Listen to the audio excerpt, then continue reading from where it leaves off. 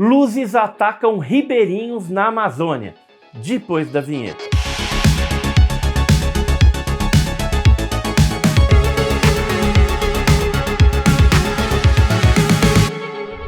Olá pessoal, eu sou o Edson Boaventura Júnior, sejam bem-vindos ao canal Enigmas e Mistérios e hoje a gente traz mais um vídeo extra aí para vocês que foi convertido de fita VHS para MP4, né? Então a gente está fazendo esse trabalho, pegando algumas fitas antigas aí e convertendo para MP4. Hoje a gente traz para vocês aí um programa chamado Linha Direta da TV Globo. Ele foi ao ar no dia 25 de agosto de 2005 e nesse programa o que a gente vai ver? A Operação Prato, né? Ou seja, luzes que apareceram no norte do nosso país e que atacavam ali as populações ribeirinhas, né? Tanto do Maranhão, Pará e depois até acabou migrando para o Amazonas, o estado do Amazonas. Então aquela região amazônica ali foi muito assolada na década de 70. E aí foi feito esse programa, esse documentário aí, que hoje eu trago para vocês aí com muitas informações, tá bem rico, tem depoimentos, né? É muito legal, algumas reconstituições, então vale a pena, tá imperdível assistir esse documentário aí. Então, sem mais delongas, vamos ver esse incrível documentário. Boa noite. O Linha Direta Mistério continua a série de reportagens sobre fatos estranhos que desafiam especialistas e provocam medo. Hoje você vai conhecer uma impressionante história sobre discos voadores, numa região formada por 20 municípios, conhecida como Salgado, no litoral do Pará, no norte do Brasil. Tudo começou com uma luz no céu. Em seguida, uma série de ataques a pessoas. Depois, o pânico tomou conta de uma região inteira e a população se armou para combater os seres extraterrestres. Fatos reais ou um delírio coletivo? Na dúvida, militares da aeronáutica foram convocados para investigar a presença desses objetos voadores não identificados. Durante 4 meses, foi realizada a mais importante e sigilosa investigação feita até hoje no Brasil, a chamada Operação Prato.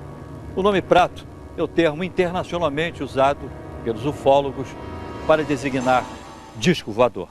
A Operação Prato foi, até onde se sabe, pelo menos até hoje, a única ocasião confirmada, documentada, em que uma equipe de militares das Forças Armadas de um país esteve envolvido diretamente num processo de aproximação, identificação e possível contato com seres não terrestres, não humanos, procedentes de outros pontos do universo. A Operação Prato é um dos casos mais fantásticos que tem na ufologia brasileira. O comandante da missão secreta era este homem, o coronel da aeronáutica, o Irangê Holanda Lima, que na época era capitão. Ele guardou um segredo durante mais de 20 anos. Mas em 1997, o coronel Holanda decidiu falar. Ele apareceu no programa Fantástico da Rede Globo e logo depois deu uma entrevista impressionante à revista UFO, onde contou detalhes da Operação Prato. Vamos à entrevista, coronel? Pai, o material que o senhor pediu está tudo aqui. Essa é minha filha Daniela. Tudo bom? Como vai? Minha enteada Ana Paula. Tudo bom? Eles são Marco e Ademar, que são ufólogos. Só por curiosidade, coronel, por que o senhor resolveu falar só depois de tanto tempo? Se não contar o que eu vi, amanhã eu posso estar morto e a história morre comigo. O envolvimento com a Operação Prato, ela começou com a informação dada pelo prefeito da região onde estavam ocorrendo essas coisas. Mesmo antes da aeronáutica chegar ao local, nós já ficamos sabendo que a população estava assustada.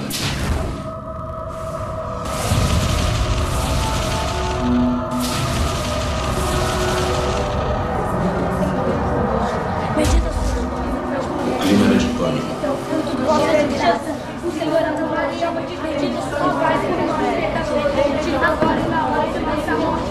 Se esses malditos chupa-chupa aparecerem, a gente acaba com eles. Ele que acaba com nós.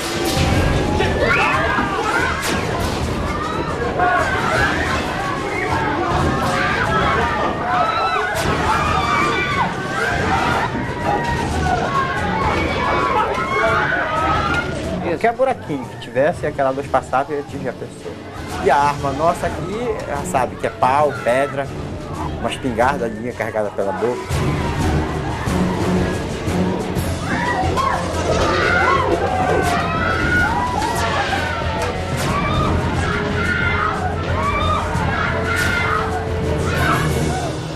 O povo vivia apavorado, porque esse feixe de luz noturno tinha já agredido várias pessoas. A comunidade toda se amontoava em 3 casas apenas. Ficavam rezando, às vezes cantavam algumas canções religiosas. As pessoas em pânico, a unidade de saúde de Colares virou quase que um pátio dos milagres. Depois dos ataques a moradores, a única médica da região, doutora Velaide, tenta dar conta de tantos feridos. Doutora, ela não fala, ela não consegue andar. Doutora. E vocês são de onde? Nós somos de Candeuva, doutora. A senhora vai salvar a minha mulher, doutora? Olha ela aí, ó. Fica a mais de 100 quilômetros daqui. Olha só, olha pra isso, dona Velaide, o que é isso? Maria, vai lá pra frente atender as outras pessoas, deixa que eu cuido dela, deixa que eu dou uma olhada. Essa luz, essa incidência vinha nas mulheres, preferentemente nas mulheres, no seio esquerdo. Elas eram longilíneas, retas, extensas e largas, como se algo tivesse chapado. Existiam sempre 2 orifícios paralelos e que você apertava e não desapareciam e ficavam elevadas, como se 2 agulhas tivessem penetrado. Que as queimaduras de uma pessoa necessitam de aproximadamente 96 horas para que a pele entre em necrose, fique enegrecida e entre em necrose. Só que as queimaduras que eram feitas nas pessoas, a necrose era imediata. Realmente eu fiquei espantado de ver o que eu vi naquelas pessoas. O que seria o resultado da atividade dessas luzes, que eles chamavam de chupa-chupa. E virou chupa-chupa, por causa desse chupando o sangue, chupa-chupa. Dezenas de famílias deixam a cidade, inclusive algumas autoridades. A médica, o prefeito e o padre decidem ficar. Não posso fazer mais nada. Mas se eu fosse vocês, eu também ia embora daqui o mais urgente possível. Com licença, autoridades. E a população de Colares foi tomada por uma crise talvez assim de pânico. E a cidade entrou num processo de esvaziamento. O medo era de chegar a um ponto de nós não termos mais medicamentos, alimentos a gente já não tinha, porque ela estava caminhando para um verdadeiro caos. E o que foi feito, coronel? Bom, a primeira providência foi mandar um grupo da aeronáutica ao local, tá? Para restaurar a ordem. E o senhor estava entre eles? Não. Nessa primeira fase eu estava em outra operação.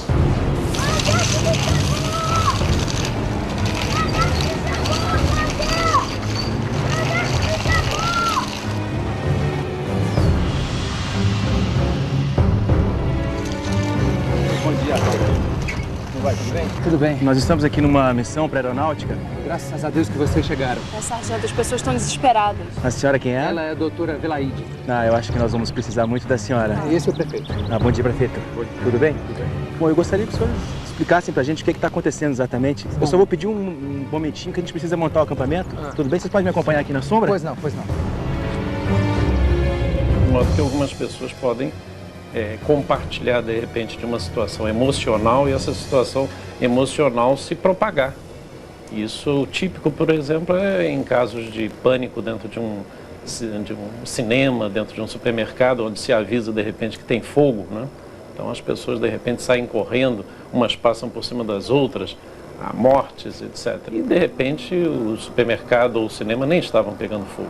Existem explicações científicas, existem vários fenômenos atmosféricos raros, mas interessantes, entendeu? Lampejos no céu, luzes estranhas, que sempre, não é de hoje isso, assustaram as pessoas, né?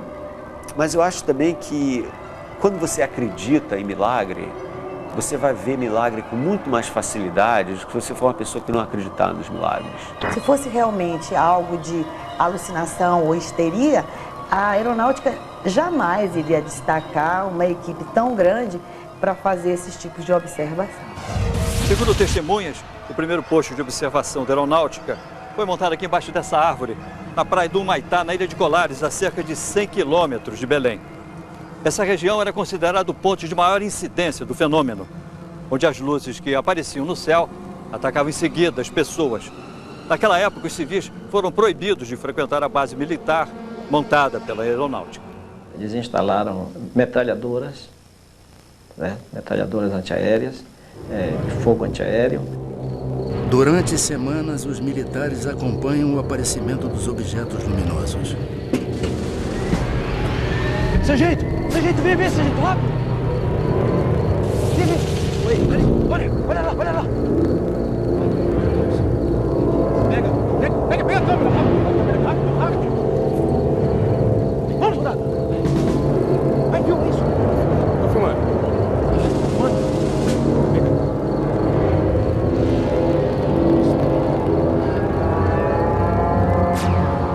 Tem 20 anos que eu converso com pessoas que dizem que têm contatos com seres, né, que se dizem extraterrestres, né? E a maioria dessas pessoas tem uma reputação que você não pode ir contra.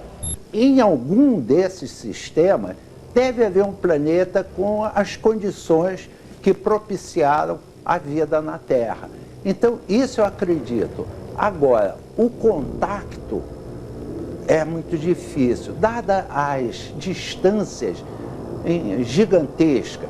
Você pode ir para um outro planeta, 50 anos-luz de distância daqui, né, e tem lá umas bactérias, uns protozoários, né, uns vírus de alguma forma que não tem nada a ver com vida inteligente, né? Só o fato de você ter vida não significa que você venha a ter vida inteligente. Então como é que o senhor se envolveu com a Operação Prato? Não se chamava Operação Prato. Esse nome fui eu que dei depois.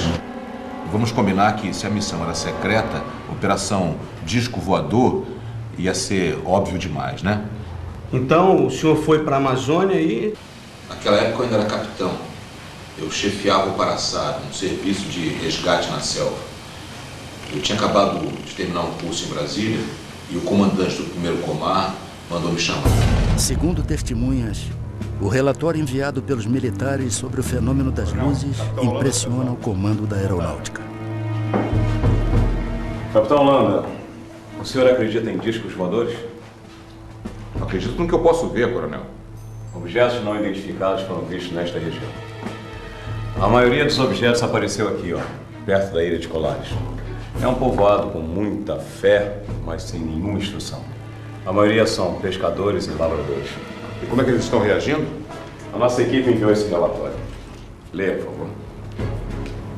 E um analista psicológico que fazia parte da própria operação, ele chegou a redigir um relatório assinando embaixo o seguinte, que se aquele fenômeno não cessasse, ou se alguma coisa não fosse feita para preparar aquela população para conviver com aquele tipo de situação, ele temia que os mais fracos de espírito, essas são as palavras do próprio relatório, passassem a buscar a autoaniquilação, ou seja, um processo de suicídio em massa. É impressionante, coronel. Parece até filme de ficção científica daqueles que... Mas não é. Capitão Landa, eu quero que o senhor assuma o comando desta missão. Entendido? Dispensável. Sim, senhor. Jura de Holanda era um cara bastante destemido, por isso até que ele foi escolhido.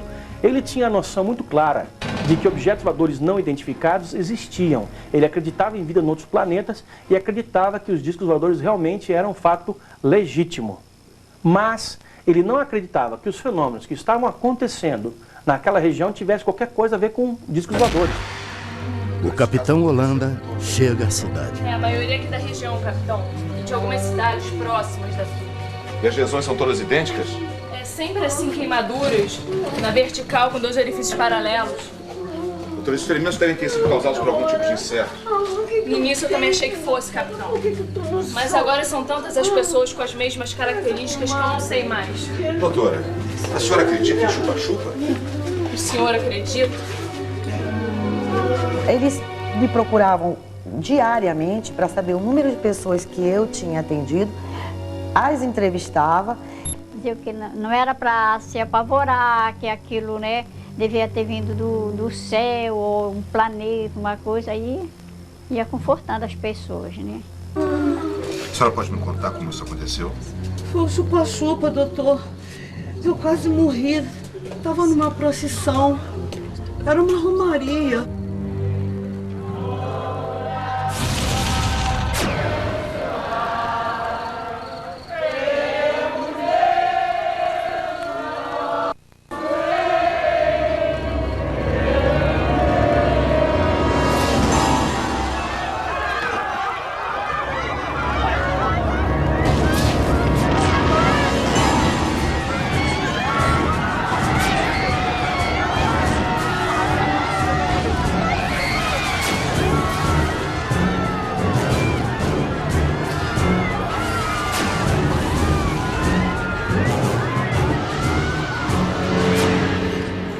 Chupa-chupa, moço. Doutor, me salva, me salva. Os sargentos que estavam na operação, eles brincavam muito comigo porque eu sempre dizia que não acreditava naquilo. Capitão! O que é isso, doutor? O povo acende fogueiras e grita pra se defender. Eles acham que assim estão espantando os discos voadores. Bobagem, não há nenhum disco voador. Olha, capitão, eu não estaria tão certo disso, hein? Eu só vou ficar convencido quando uma nave passar por cima da minha cabeça.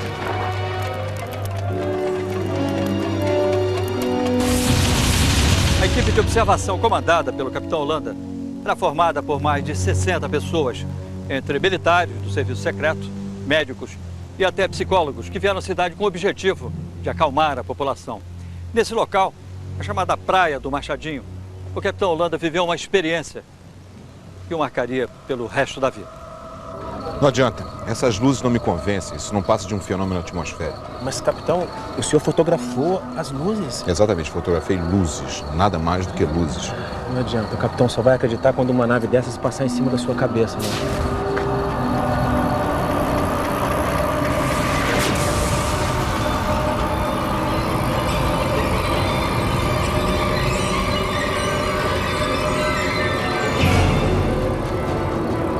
Estava em cima de nós um objeto muito grande, acredito que uns 30 metros de diâmetro, forma discoide, preto. Nós ficamos olhando, estupefatos, assustados, parado em cima da gente, a uns 200 metros de altura. O que eu vi não tinha me satisfeito até aquele momento. Dali para frente não tinha mais dúvida nenhuma. Alô, capitão? Sim, sargento. Eu tô aqui com um vigia daquela olaria que fica ali perto do rio, e ele tá me contando uma história que eu acho importante o senhor ouvir. Tô aqui na cidade, vamos pegar um depoimento. Capitão, o senhor me desculpe, mas eu acho que é importante o senhor ouvir. Coloca ele então no rádio. Pois não, vou passar pra ele. Pode falar normalmente, me conta aquela história. Seu Luiz, o que o senhor tem para me contar? Eu estava na beira do rio quando eu vi uma paca. Aí, capitão, me ajeitei para caçar a bichinha.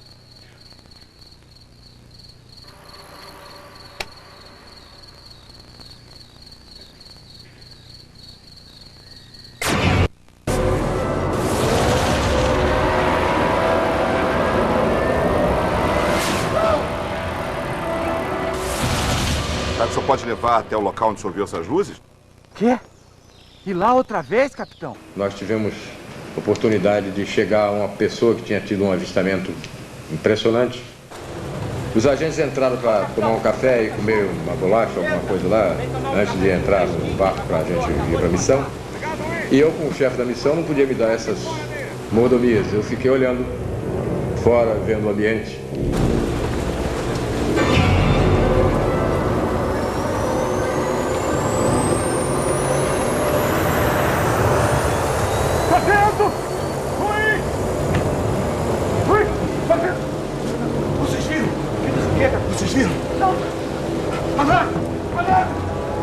Mas tinha uma luz muito forte, verde e uma luz vermelha, e fazia um barulho como se fosse uma turbina, não era um barulho de um jato, era aquele silvo, um barulho assim. E ele mergulhou em cima de onde nós estávamos, na casa onde nós estávamos. Nenhum piloto faria uma coisa dessa, porque isso é morte certa. O capitão Holanda vai ao lugar onde o vigia teria visto o fenômeno e fica decepcionado. Foi neste local que o senhor avistou as Eu luzes? estou dizendo para o senhor, seu capitão, as luzes, aquela coisa surgiu de trás daquela árvore. De repente veio aquele clarão em cima de mim. Eu vim correndo, porque eu me assustei e a luz passou em cima aqui de mim, uma luz vermelha. Olha, nós já estamos há mais de 3 horas aqui, nada acontece. Sargento, vamos embora. Luiz, muito obrigado, vamos mudar.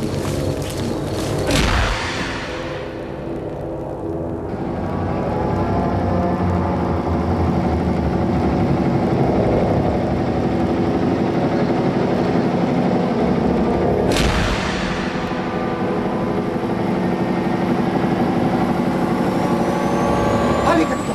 Olha lá na frente, capitão, ali!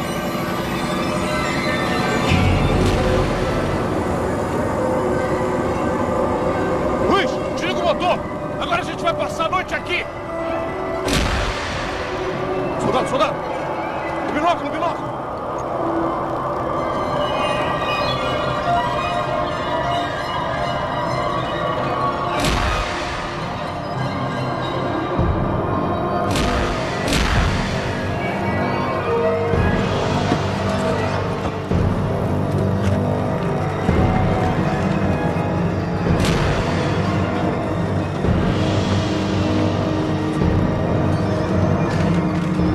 Tivemos a oportunidade de filmar um objeto pairando e dela saindo umas luzes pequenas que nós chamávamos de desova. Mas voavam numa velocidade, entravam na mata, tiravam o rasante, coisas fantásticas. Brincavam conosco, a verdade é que eles brincavam conosco. Se eles chegassem até aqui, depois de tamanha viagem, tamanho custo, o menos que eu esperaria é que eles fiquem brincando.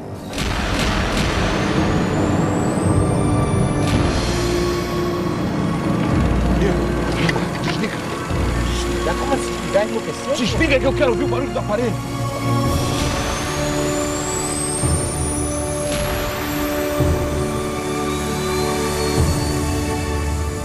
E ficou na nossa frente uma coisa assustadora, um objeto muito grande.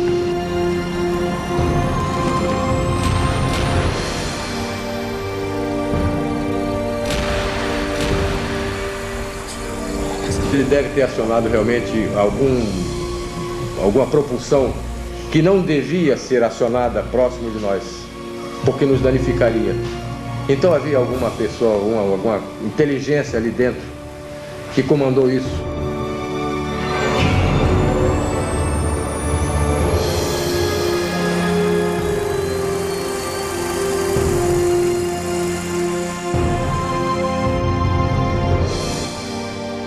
Ele disparou com uma velocidade incrível para o firmamento e sumiu no meio das estrelas. Existem centenas de bilhões de outras galáxias, então eu sempre brinco que existe mais estrela no universo do que grão de areia na praia de Copacabana, sabe? Então você pega um punhado de grãos de areia e você fala, isso tudo aqui é estrela espalhada pelo universo, né? Só que até o momento não existe absolutamente nenhuma prova concreta de que nós fomos visitados por uma outra civilização inteligente. No próximo bloco, uma nave sobrevoa Colares. O helicóptero da aeronáutica persegue um disco voador. O que é isso?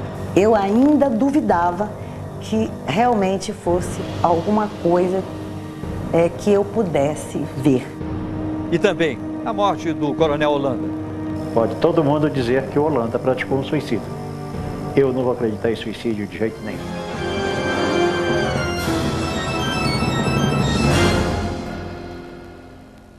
Aqui ficava o antigo centro de Colares, onde existiam apenas a prefeitura, 2 escolas, a igreja, além de um cartório e de um pequeno posto de saúde. Colares parecia uma cidade fantasma. A maioria dos seus moradores tinha fugido para o continente. As poucas pessoas que permaneceram na ilha ficavam trancadas dentro de casa, com muito medo. Quando nós estávamos chegando, tipo, uns 50 metros da minha casa, ela bateu em mim e apontou para cima. Eu tenho que pedir pro prefeito monitorar. Maria, o que foi? O que foi, Maria? O que está passando mal?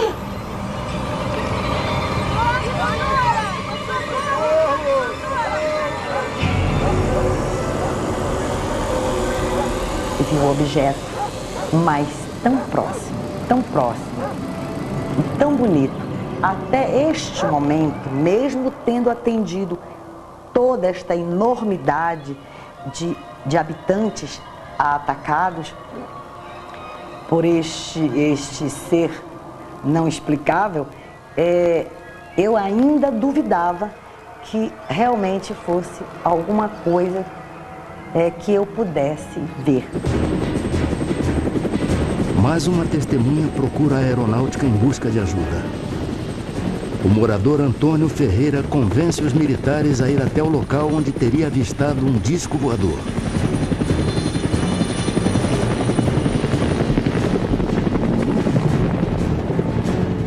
Ele vinha naquela direção. Ok, está indo já. Vamos lá, vamos nessa direção que ele está falando aí. É um voo rumo ao desconhecido. Ele vinha naquela direção. Já entendi, está indo pra lá. Aí na frente. O que é isso? De repente, uma surpresa. O que é isso? O que é isso? O que está acontecendo aqui? O que está acontecendo? A aproximação com a nave provoca uma pane no helicóptero, mas os militares conseguem retomar o controle do aparelho. E na hora o piloto explicou por que o helicóptero começou a descer? Ele explicou devido à nave que paralisou. A hélice toda parou, só funcionou a hélice de cima. Nós viemos baixando. Quando ele viu que nós viemos se aproximando do chão, ele rodou e acionou outra alavanca e funcionou. Segundo os ufólogos, num relatório para a aeronáutica, o capitão Holanda se rende às evidências. Ele chega a desenhar as formas de vários objetos voadores não identificados e garante que eles sobrevoam os céus do norte do Brasil. Em torno de 9 formas. 9 ou mais, um pouco mais. Está tudo escrito, tudo desenhado, tudo fotografado no relatório. Fotografia, mais de 500. E filmes foram feitos 4. Um era da Força Aérea, da FAB. Não é um material cunhado por um ufólogo civil, alguém que seja um entusiasta disso. Não, isso foi cunhado, isso foi registrado à moda militar, com todo o rigor necessário.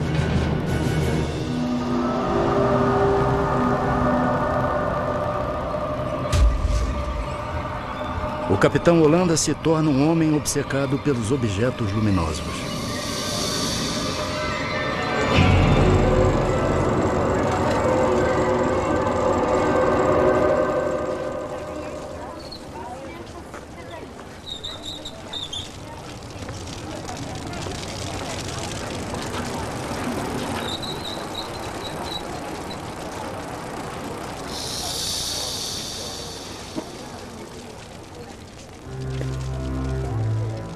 É difícil uma pessoa passar por tudo que ele passou sem ter se modificado interiormente profundamente.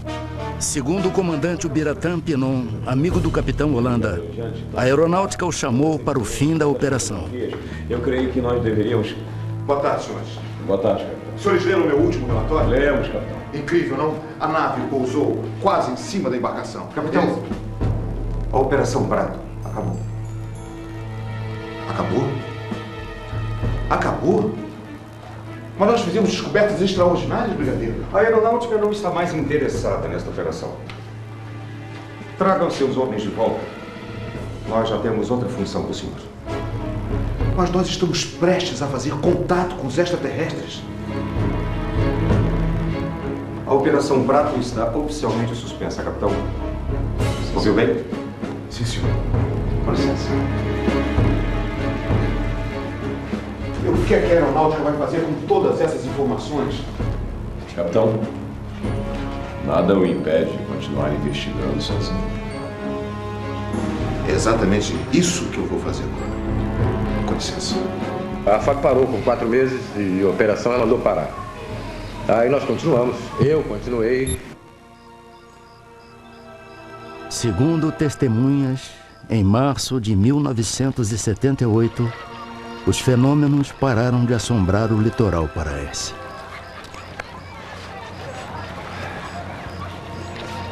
Ainda procurando as naves, capitão? O senhor não desiste, hein? E a senhora já esqueceu, doutora? O que acontece é que eles nunca se afastaram daqui. Até hoje, eles continuam a aparecer. Acredito muito que eles estão entre nós, vivendo igual a nós, alguns deles, procurando uma maneira de nos conhecer melhor. Você não sabe se a pessoa que você está conversando é o alienígena ou não. Segundo revelou a amigos, o capitão Holanda, mesmo depois do fim da Operação Prato, continua a fazer novos contatos.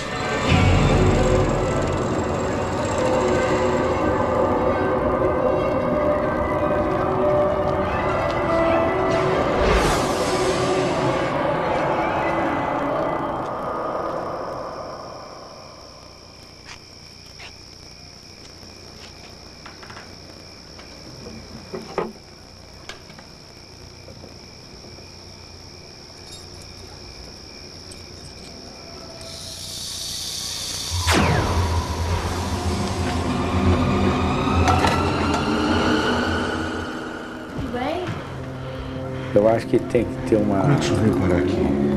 A presença de um extraterrestre, a gente vê um ET e a gente poder trazê-lo aqui para entrevistá-lo. Aí a gente vai acreditar realmente.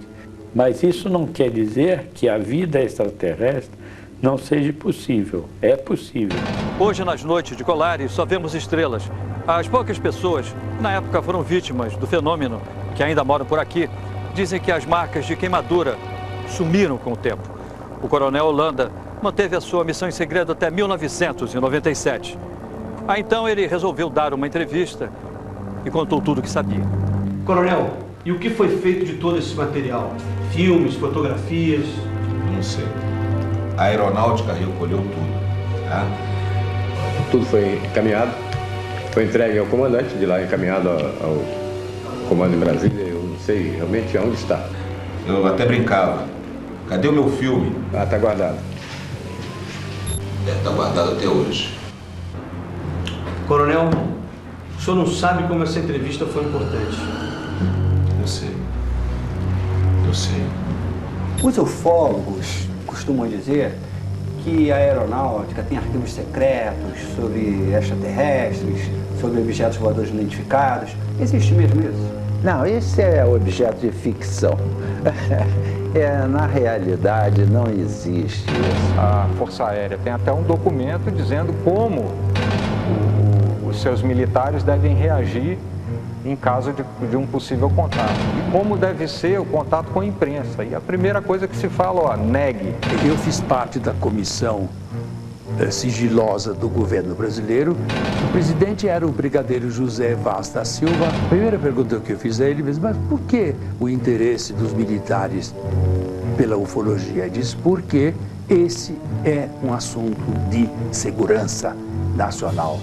E nós estamos interessados em conhecer da estratégia dos UFOs as intenções deles.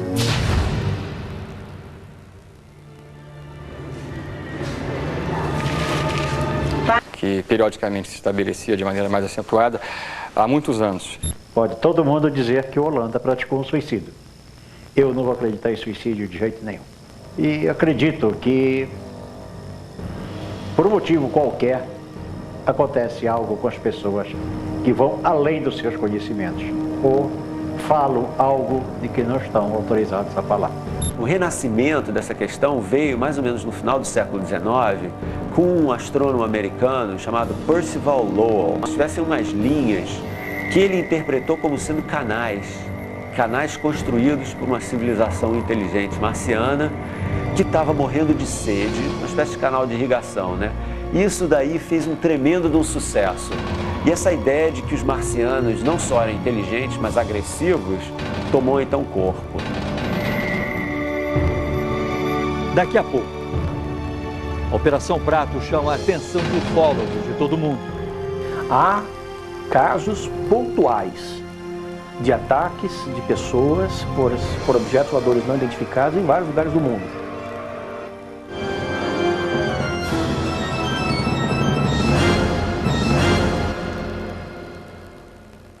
A Operação Prato se tornou um evento estudado pela ufologia internacional. Holanda chegou a ser procurado por ufólogos de vários países, entre eles o americano Bob Pratt, um dos maiores especialistas do mundo em OVNIs e que já esteve no Brasil 13 vezes para fazer pesquisas. Há casos pontuais de ataques de pessoas por objetos voadores não identificados em vários lugares do mundo. Mas na intensidade, com a gravidade, com a proximidade e no número que nós verificamos na Amazônia, nunca, jamais nada semelhante aconteceu em lugar algum do mundo. Em vários cantos do planeta, as pessoas continuam a se surpreender com objetos voadores não identificados.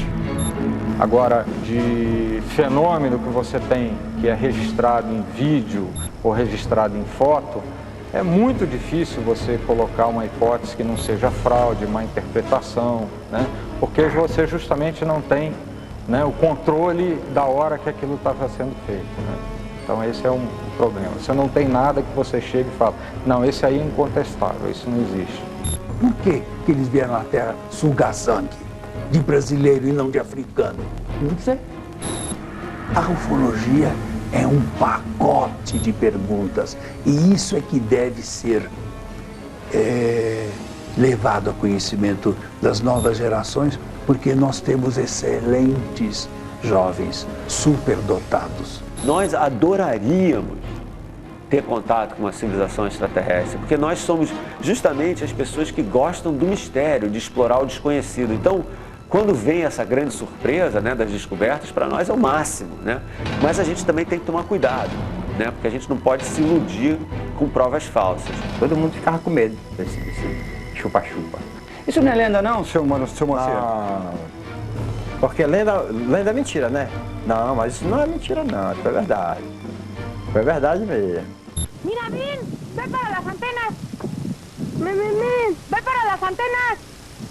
Em maio deste ano, pela primeira vez, a aeronáutica aceita receber ufólogos em sua sede em Brasília. O objetivo da visita é pedir a abertura dos arquivos sobre discos voadores.